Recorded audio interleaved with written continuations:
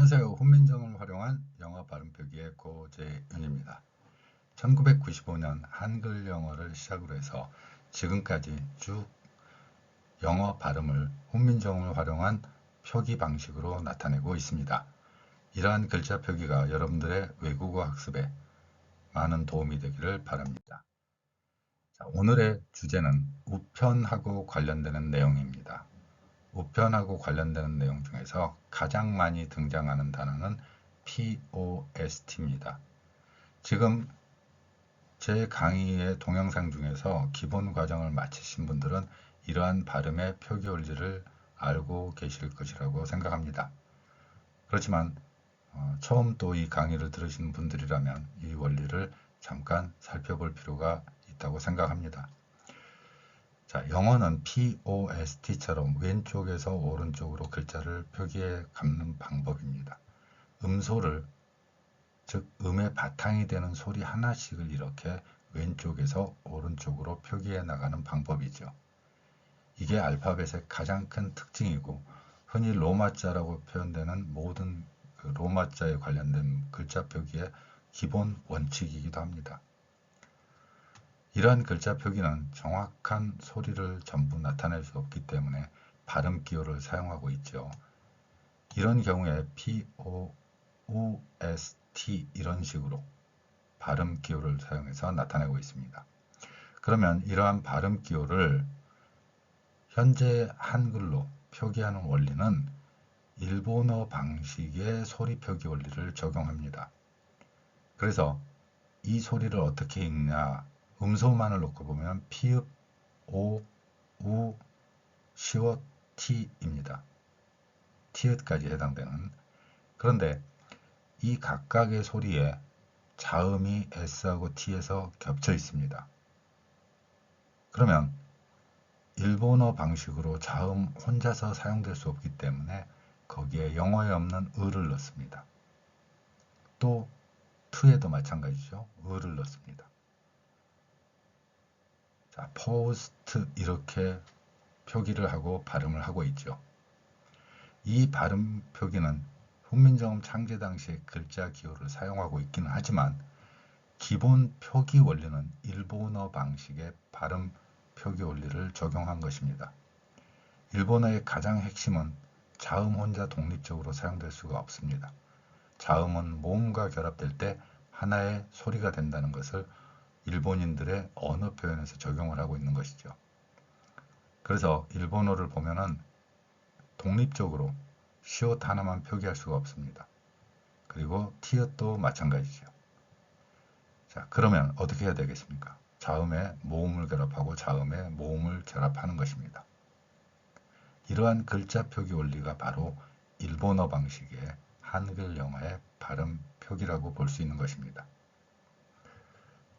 이와 관련된 내용은 다른 동영상 강의에서 많이 했기 때문에 여기서는 이 정도로 하고요. 그러면 이 글자 표기를 훈민정음 방식으로 을을 생략을 하고 표기를 한다면 어떻게 될 것인가 하는 거죠. 그러면 아래에서 제가 제시하는 글자 표기가 등장하게 되죠. post, post 이렇게요. 마찬가지로 OFFICE 이렇게 발음되어 있을 때는 office, F 발음이죠. F 발음 같은 경우는 현재 한글에는 없기 때문에 피읍 아래에 작은 동그라미를 쳐서 나타내고 있습니다. F 소리를 내는 방법은 윗니로 아랫입술을 물고 소리를 내는 방법입니다. 현재 우리말에 없기 때문에 이 글자를 영어 발음 표기에 적용해서 표현하는 것입니다. 또한 이런 경우에 여기에서 끝나고 받침 시옷을 일본어 방식으로 스로도 냅니다. 그러지 말라는 표기로 이렇게 받침으로 표기했습니다. 다만 여기서 시옷으로 되어 있는 소리는 우리말 닫힘 소리 핏 이렇게 끝나는 게 아니라 fees 이렇게 흘려주는 열린 소리로 표기를 하라는 것입니다. 이 글자들은 우리말을 표기하는 게 아니고 영어 발음을 표기하는 것이기 때문에 영어 방식으로 읽어달라는 것입니다. 이 원칙만 적용하면 위에 우체국에 해당되는 단어를 읽을 수 있을 것이라고 생각을 합니다. 자, 이제 참고로 POST라는 단어가 왜 우편, 우체국 이런 용어로 사용되게 됐는지를 살펴볼 필요가 있습니다. 지금과 같은 우편 제도는 지금 200년 가까이, 정확히는 아직은 200년은 되지 않았죠. 그러면 그때 당시에는 미국의 경우에는 말을 통해서 말 타고 가서 우편을 배달하는 방법, 이런 경우를 사용을 했습니다. 그러면 말이 하루 정도 계속해서 뛰어갔다 그러면 지치게 됩니다. 쉬어야 할 곳이 필요하죠. 그러면 쉴 곳을 어떤 지역을 정해놓고 쉴 것입니다. 일종의 숙소와 같은 역할을 할 것이고, 그러면 말들이 도망가지 않게 또 기둥에 묶어놓을 필요가 있습니다. 따라서 이 포스트가 기둥 이런 의미를 가졌던 것도 우체국과 연관되는 이유가 되는 것입니다. 기둥에 말을 묶어놓고 지친 말을 쉬게 하고 혹은 거기에 또 다른 말로 갈아타거나 아니면 그곳에서 숙소를 정하고 또 잠을 잘 수도 있겠죠. 자, 이러한 시설로 만들어가는 곳, 그래서 기둥이 있던 오피스, 사무실, 그래서 우체국이란 뜻이 되는 거죠. 자, 그러면 이 POST하고 관련된, post하고 관련된 많은 단어들이 이제 파생되어서 나옵니다. 그 중에 엽서를 의미하는 단어가 있죠. 자, post card. 그러면 이 card, 이렇게 되어 있는 소리에서 앞에 있는 여기까지는 소리를 내고 디귿은 흘리는 소리, 열린 소리가 됩니다. 약한 소리로 표기하는 것이고 그 뜻을 여기에 담고 있는 거죠. 자, card, card 이 발음이죠. R을 생략한다면 card 이렇게 되겠지만 대부분의 경우 R을 사용해서 발음을 하기 때문에 card 이렇게 소리가 날 것입니다. 자, 그러면 POST에 연결된 또 다른 단어를 본다면 postman, 우편 배달부죠. 즉 우편하고 관련되는 일을 하는 사람, 이런 의미로 우편 배달부라는 의미가 되는 것입니다. 자, POST에 연결되는 발음이었고요. 그러면 이 발음들이 어떤 상황이기 때문에 도대체 훈민정음 표기에서는 어떤 의미를 담고 있기 때문에 이 글자 표기, post, 이런 글자 표기를 했는지를 살펴보는 것입니다. 우편 제도에서, 우편 제도의 발달에서는 크게 오늘날 이어지는 그 과정에서 저는 두 번의 큰 변화가 있었다고 생각을 합니다. 그 중에서 우리가 이제 이해할 부분은 오른쪽에 적어놨고요. 우선은 우편 번호라는 게 생깁니다. 예를 들어 여러분이 사는 동네가 서울시 얼씨구 생긴대로 1번집 이런 주소라고 해보겠습니다. 그러면 서울시에 해당하는 코드 번호를 숫자로 나열합니다. 지금 현재는 0을 사용하고 있죠. 그리고 서울시 얼씨구, 이 구에 해당하는 이 구가 있다고 하면 이 구의 코드 번호가 다음 번호로 나갈 수가 있는 것입니다. 다음에 생긴대로라는 그 지명이 있다고 하면 그 지명에서 산다면 또 다른 코드 번호를 그 뒷자리에 옮길 수 있습니다. 이러한 코드 번호가 바로 우리가 우편 번호라고 하는 것이죠. 현재 우리나라의 우편 제도에서는 5개의 숫자를 조합해서 사용하고 있습니다. 이 5개의 숫자는 미국에서도 그대로 사용을 하고 있습니다. 이쪽 내용은 오른쪽에서 설명하도록 하겠습니다. 자, 그러면 우편 번호에 해당하는 2개의 단어가 있습니다. 하나는 post code, 이 단어가 있고요. 또 하나는 postal code, postal code 이런 단어가 있습니다. 여기서 AL이 붙으면 이 AL이 붙었을 때는 보통은 형용사로 그 의미를 갖습니다. 그러니까 정확한 의미는 우편의 코드, 우편 번호 이런 의미를 갖는 것이죠.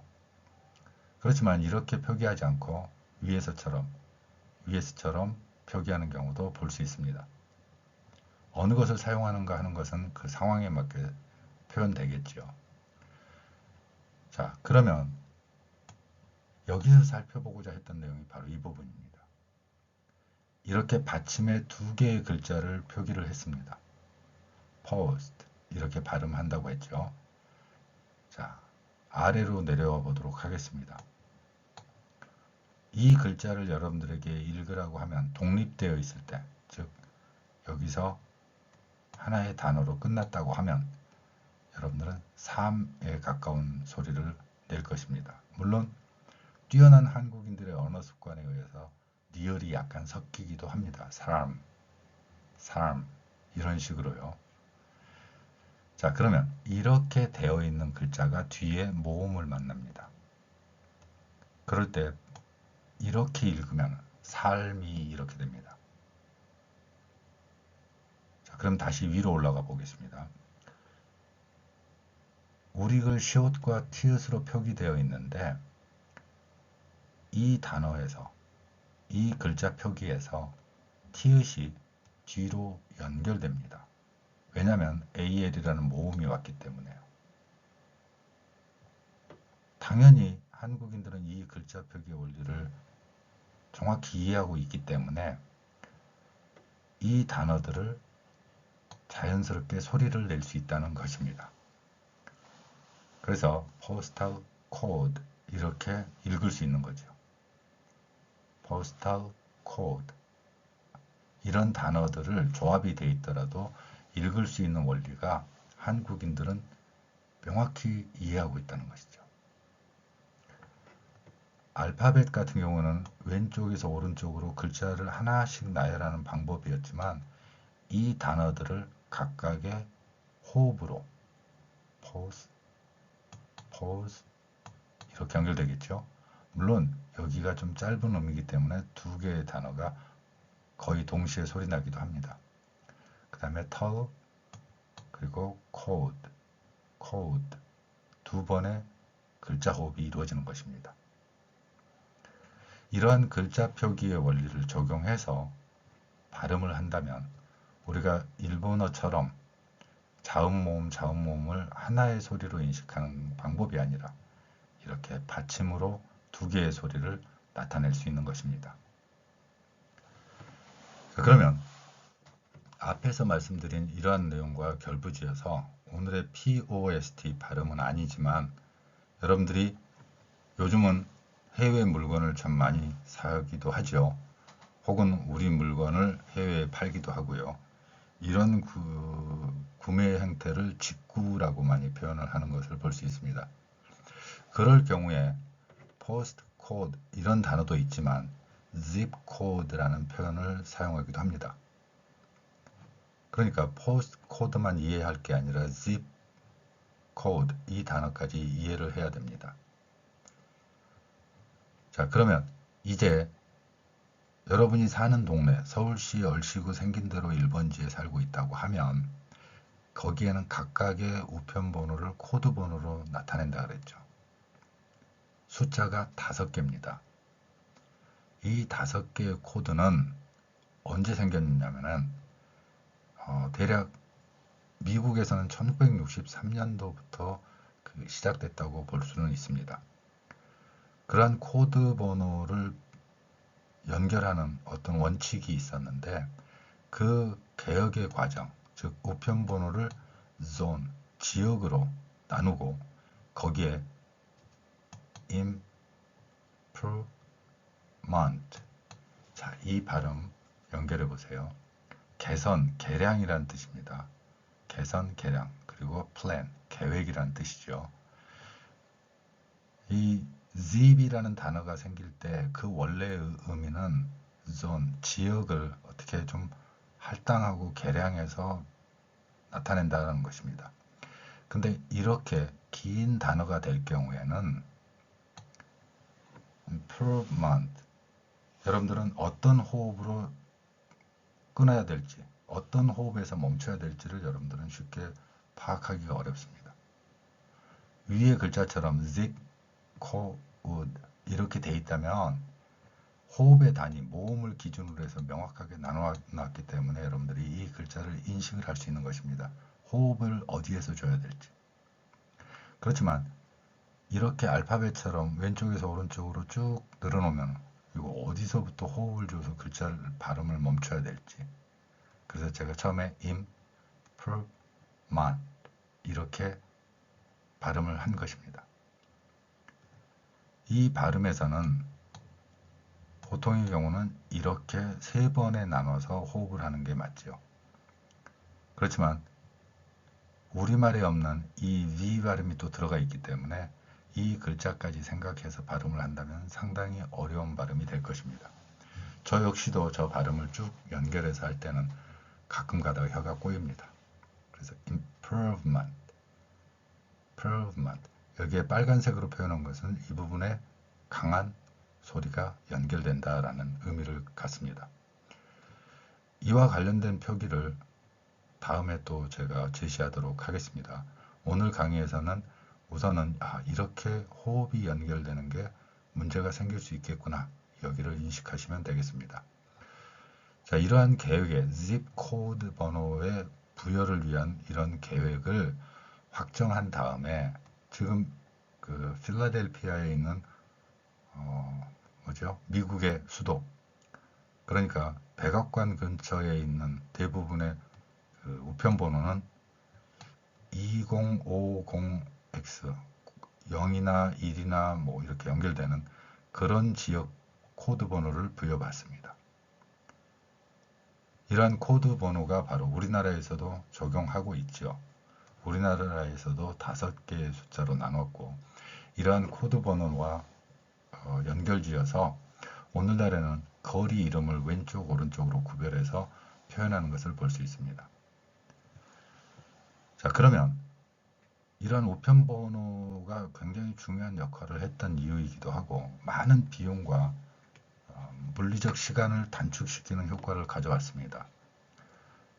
지금부터 한 5, 60년 전만 하더라도 만약에 지금도 그럴 수 있겠지만 어느 길을 찾아갔을 때 우리는 이렇게 이야기합니다. 저기 파란 대문집 뒤쪽에 가면 있어요. 아니면 이쪽으로 가셔가지고 그 편의점 뭐 나오거든요. 그 뒤쪽에서 찾아보시면 있을 겁니다. 이렇게 우리는 어떤 코드 번호나 길 번호 이런 것보다는 어떤 건물, 그래서 대표적으로 이제 어떤 건물, 약속 장소로서도 어디에서 만나 이런 식의 표현을 사용하고 있는 것이죠. 이게 전통적인 방법이라면 우편물 배달 같은 경우나 소포 이런 걸 배달할 때는 거기에다가 예를 들어서 어디 파란 대문집 뒤쪽에 있는 그 3번째 칸 돌아가지고 이렇게 표현한다면 상당히 당황스러울 것입니다. 그래서 이 코드 번호가 상당히 중요한 역할을 하지요. 자, 이렇게 지구상에 있는 모든 지역을 전부 코드 번호로 만들어 버리겠다라고 생각했던 사람이 또 있습니다. 대표적으로 이 앱을 아마 알고 계신 분들도 있을 건데 우편하고 관련돼서 그리고 사람의 위치, 지리학하고 연결되는 내용입니다. 지금의 그 앱 이름은 What 3 Words 라는 앱이죠. 그 영국 사람인데 크리스 쉘드릭이랑 여러 사람이 친구 수학자도 참여했다고 합니다. 이런 사람들이 지구상의 모든 위치를 3m 곱하기 3m로 나누어 가지고 그 각각의 3개의 단어를 사용하여 각 지역의 이름을 붙였습니다. 그래서 이 앱을 다운로드 받으면 여러분들이 있는 곳도 3m, 3m의 그 범위 내로 추정을 해서 정확한 위치를 파악을 할 수가 있죠. 물론 지구상 전체에 정확하게 적용되는 것은 아니라고 합니다. 자, 그러면 이러한 그 코드, 우편번호처럼 이러한 코드 번호를 사용할 때 이 친구들은 참 재미있게 했습니다. 영어 단어 4만 개를 3개로 조합을 한 거죠. 그러니까 4만 개를 4만 개, 4만 개, 3번 곱하는 것이 됩니다. 이 4만 곱하기 4만 곱하기 4만을 하면 무려 64조 개의 조합이 형성이 됩니다. 그러면 64조 개의 조합이 형성이 된다면 지구상 어디나 촘촘하게 지역을 할당을 할 수가 있죠. 그리고 이들 단어는 뭐 대략 이런 겁니다. 아까 예를 들면 서울시 얼씨구 생긴 대로 이렇게 우리가 표현하듯이 이런 식으로 나타내는 것입니다. 그러면 이런 경우에 서울시 얼씨구 생긴 대로라는 표현인데 이 표현 말고도 뭐 잘생긴 꽃미남 사는 곳 이런 단어들을 연결시켜서 4만 개의 단어를 추출해냈고 그 단어를 3번에 걸쳐서 표현하는 것이죠. 세 단어로 각각의 위치를 표기하는 방법. 이게 오늘날 그 앱에서 사용되는 지리, 수학 연결되는 이론이기도 합니다. 자, 그러면 zip code 이 관련돼서 나오는 것. 현재 우편번호는 이걸 사용하고 있고 앱에서는 이런 표현으로 정확한 위치를 특정하는 것이죠. 또한 해외 우편물을 우리가 받게 될 때 그 운송장 번호라는 게 있습니다. tracking number 이 표현을 쓰는데 이런 표현도 여러분들이 알아두시면 해외 물품을 구매하실 때나 이런 경우에도 정확하게 사용할 수 있을 것입니다. 이 송장 번호라는 게 운송장 번호가 바로 여러분들이 입력을 하면 이 코드로 되어 있기 때문에 그 물건의 위치 추적이 가능한 시스템이 되었죠. 우편 배달의 역사는 우리의 유통 과정에서 굉장히 중요한 역할을 하고 있죠. 지금 우리나라에서 사용하는 많은 우편, 소포, 택배 이런 것들이 전부 이러한 코드하고 연결돼서 각각의 위치를 추정해내는 과정을 하고 있는 것입니다. 자, 다음에 나오는 내용들은 물론 이 단어가 우편은 아닌 경우도 있습니다. 이 PS라고 하죠. 편지에서 사용되는 PS라는 뜻입니다. 이 단어하고 그리고 군 생활을 해보신 분들은 전부 이해할 수 있는 그 PX라는 것이 있습니다. PX 역시 이 단어 우편하고는 조금 연관성이 좀 덜하지만 Post Exchange 이 단어가 PX로 줄여서 사용되고 있습니다. 그런데 제가 맨 앞에서 Post 이 단어는 기둥, 말뚝 이런 의미를 갖고 있다고 말씀드렸습니다. 또한 군대 용어로 사용될 때는 우리가 말뚝 받고 이렇게 딱 하는 게 어딥니까? 주둔지죠. 수경지. 군대가 야외에서 잠을 자거나 할 때 자는 곳이죠. 그런 위치를 바로 post라고 그랬고 거기에서 exchange, 교환이 이루어지기 때문에 이 단어에서 앞부분 이 발음을 따와서 px라고 하는 것입니다. 이 글자 표기를 제가 개발한 글자 표기에 올려서 나타내면은 post, 그 다음에 x 여기에서도 마찬가지죠. 영어의 x 발음은 우리말에서 키읔과 시옷이라는 두 개의 자음으로 소리가 납니다. 두 개의 자음을 하나의 위치에 표기하고 있죠. x 이렇게요. 또한 ch 발음 같은 경우는 최, 인, 쥐 여기에서 볼 수 있듯이 각각의 소리에 ch 같은 경우는 추에 가까운 소리로 나타냈고요. 쥐 여기에서는 쥐 센 발음보다는 쥐 짧게 소리가 나는 소리라고 볼 수 있습니다. 이 각각의 소리 표기 원리를 적용하면 이렇게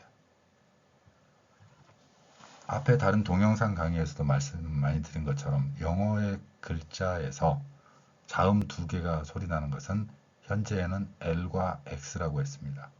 X는 크스 소리고 L은 리을이 두 번 겹친 우리말 표기로 한다면 쌍리을에 해당된다고 말씀을 드렸습니다. 이러한 쌍리을이 됐건 X가 되었건 이 발음은 하나의 위치에 함께 표기하는 게 더 정확한 소리 표기라고 생각할 수 있는 것입니다. 자, 그 다음에 이 post 글자나 발음은 같지만 좀 다른 의미를 갖는 경우가 있습니다. 이게 접두사라고 보통 이야기할 수도 있는데요. 뭐뭐 후에라는 뜻을 갖습니다. 그러니까 뭐뭐 후에, 뭐뭐 뒤에. 그러니까 이 단어는 예를 들어 냉전 시대 이후 그럴 때 이제 post를 사용하죠.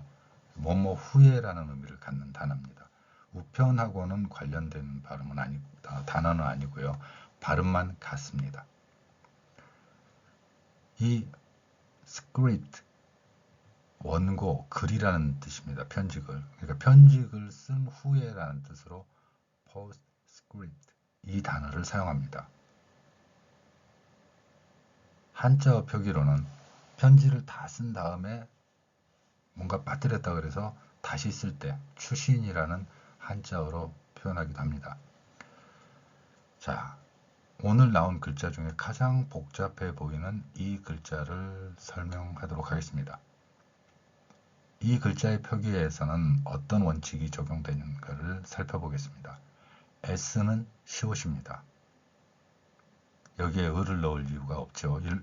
영어 발음에서는 의가 없기 때문에. 물론 한국인들의 귀에는 의 소리가 들립니다. 그럼에도 을을 제가 빼고 글자 표기를 하는 이유는 우리말과 같은 의가 긴 소리가 아니라는 것이고 그들의 글자 표기나 소리 표기 어디에도 의 발음을 나타내는 경우는 없습니다. 그들의 글자 표기, 알파벳은 단순히 왼쪽에서 오른쪽으로 음소를 나열하는 방법이기 때문에 그렇습니다. 여기에 일본어처럼 시옷 혼자 안 되니까 모음 넣어야 돼. 이런 건 안 된다는 거죠. 자, 그러면 S는 시옷으로 표기하고 뒤에 C는 K로 소리가 납니다. 이 K 소리가 나면서 이제 새로운 소리 원칙이 적용됩니다. S 뒤에 크 소리가 나올 때는 그게 쌍기역, 우리말 쌍기역에 가까운 소리로 변경이 됩니다.